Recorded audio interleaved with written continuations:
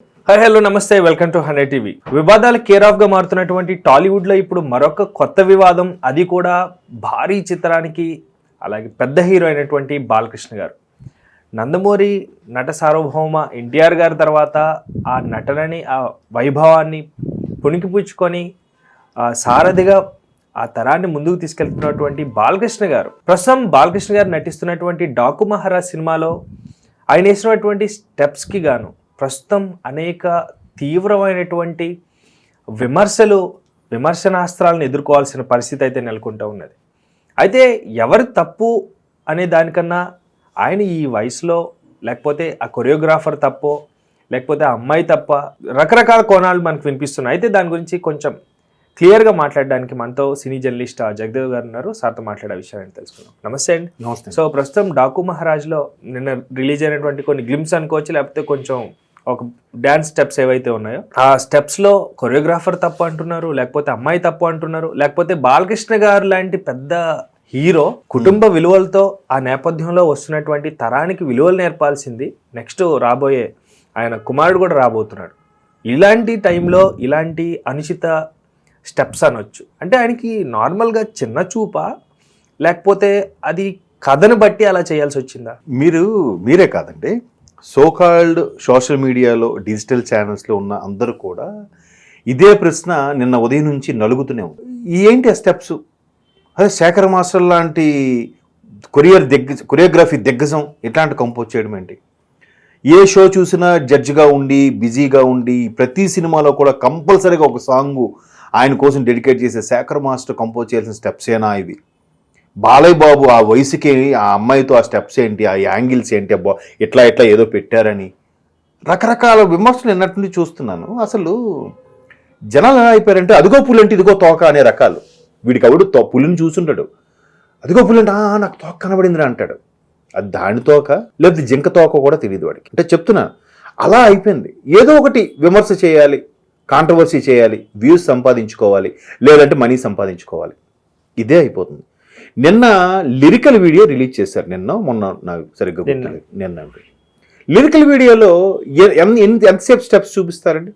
Hardly ఒక 20 seconds, చాలా ఎక్కువ 20 సెకండ్స్ అంటే కదా. ఈ 20 సెకండ్స్ స్టెప్స్లో ఒక పెట్టేసి శేఖర్ మాస్టర్ లాంటి దిగ్గజ కొరియోగ్రాఫర్ని విమర్శించేస్తున్నారు. 50 years ఇండస్ట్రీ ఉన్న జై బాలయ్య లాంటి వాళ్ళని విమర్శించేస్తున్నారు. మీరు అన్నారే, ఒక లెగసీ మెయింటైన్ చేస్తున్న మహానుభావుడు నందమూరి తారక రామారావు గారి తనయుడుగా ఆయన వారసత్వాన్ని పుణికిపుచ్చుకున్న, నట వారసత్వం పుణికిపుచ్చుకున్న ఒక సూపర్ స్టార్కి ఏ స్టెప్ వేస్తే బాగుంటుంది ఏంటో తెలియదండి. పోనీ ఏంటది రాములో సాంగ్తో ప్రపంచవ్యాప్తంగా సోషల్ మీడియాలో వైరల్ అయిందిగా, దాని కంపోజర్ ఎవరు? శేఖర్ మాస్టరేగా.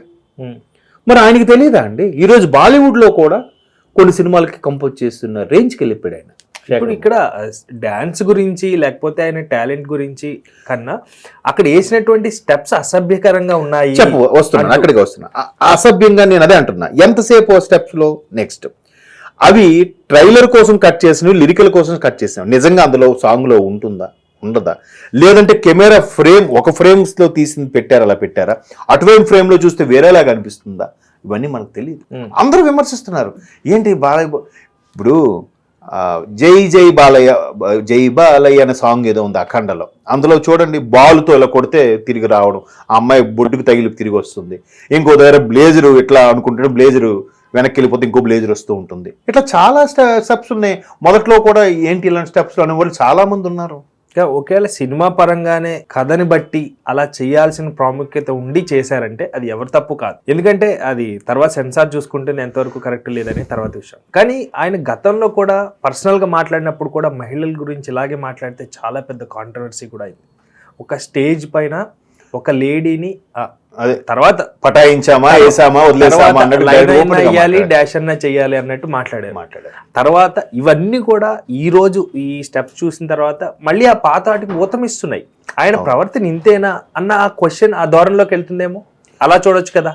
మరి ఆబ్వియస్లీ ఇంకా అన్ని ఒకదానికొకటి పైన అది పెట్టడం, కింద ఇంకోటి పెట్టి ట్రోల్ చేయడం గట్రా చేసేస్తా ఉంటాం. సో ఈ గతంలో మీరు అన్నట్టు ఏదైతే బాలయ్య గారు కామెంట్స్ చేశారో ఇప్పుడు ఛాన్స్ దొరికిందిగా, వెంటనే పైన ఆయన కామెంట్, కింద ఈ స్టెప్, లేదా పైన స్టెప్ పెట్టి కింద ఈ కామెంట్, ఇట్లాగా రకరకాలుగా విమర్శించేసే ధోరణి ప్రతి ఒక్కడికి అలవాటు అయిపోయింది. మూమెంట్ వచ్చినప్పుడు వైరల్ అవ్వాలి. వైరల్ అవ్వాలి, సేమ్ టైం దీన్ని క్యాష్ చేసుకోవాలి. దీని గురించి ఇంకా దాన్ని ఇప్పుడు ఇంకోటి కూడా సార్, మంచిగా చెప్తే ఎప్పుడు చూడట్లేదు. గాంధీజీ అంటే నమ్మరు.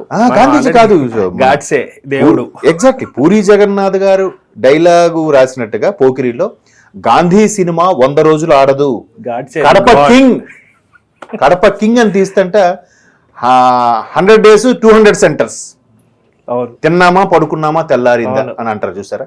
ఎగ్జాక్ట్లీ. సో ఇప్పుడు ట్రెండ్ ఏంటంటే కాంట్రవర్సీ.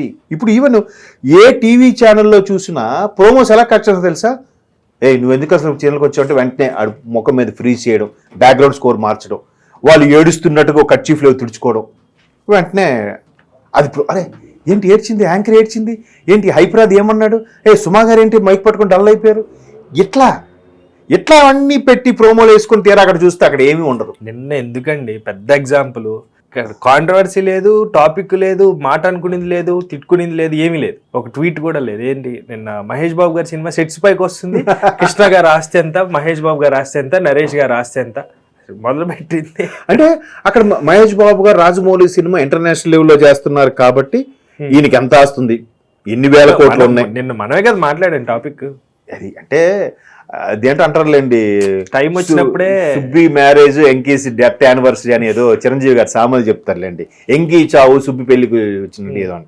అట్లాగా ఎక్కడో ఏది జరిగినా కూడా దాన్ని ఇక్కడ ఆపాదించడం, వీడు జస్టిఫై చేసేస్తాడు, వీడికి డ్యాన్స్ అంటే రాదు, వీడు మాకు చెప్పేస్తాడు. ఆ స్టెప్ అలా పెట్టకూడదే, ఇక్కడ ఇలా చేయొచ్చే, సింపుల్ స్టెప్స్ ఇవ్వచ్చు. అరే అట్లా ఇన్నోవేటివ్గా ఆలోచించి ఎన్ని చేస్తే ఆయన ఆ పొజిషన్కి వచ్చాడు.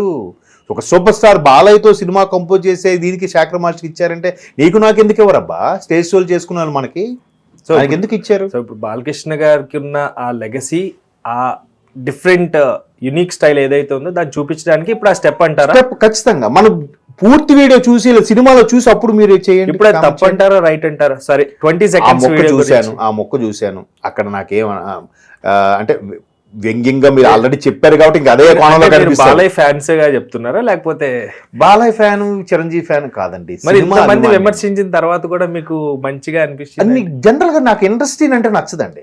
ఏదో ఒక యాంగిల్లో ఇండస్ట్రీని విమర్శించాలంటే నాకు నేను యాక్సెప్ట్ చేయను. మన బండి గారి వ్యవహారాలు కూడా ఆయనకి తప్పు, ఆయనకు సంబంధమే లేదు, ఆయనే విమర్శించి చేస్తున్నది ఎంతవరకు కరెక్ట్? కాబట్టి సినిమా అభిమానిగా నాకు ఇలాంటివి నచ్చవు. అది ఆడియన్స్ కి ఎంటర్టైన్మెంట్ కావాలి, అది ఎలాంటిదైనా కానీ తీసుకోవాలంటారు. సినిమా వరకు సినిమాలను చూడాలి అంతే. Right, thank you sir, thank you so much. So thank you viewers, చూశారు కదా. సో బాలకృష్ణ లాంటి ఒక పెద్ద లెగసీ ఉన్నటువంటి కథానాయకుడు రామారావు గారి దగ్గర నుంచి కూడా ఆ వారసత్వాన్ని పుణికిపుచ్చుకుంటూ తనదైన స్టైల్లో నెక్స్ట్ జనరేషన్ కూడా అలవాటు చేసే విధంగా కూడా ఉన్న ఈ టైంలో డాకు మహారాజ్ లాంటి పెద్ద చిత్రానికి ఇలాంటి అసభ్యకరమైనటువంటి డ్యాన్స్లు వేశారన్న వార్తల గురించి మీరేమనుకుంటున్నారు? కమెంట్ సెక్షన్లో కమెంట్స్ ద్వారా తెలియజేశారనుకుంటూ సెలవు తీసుకుంటున్నాం.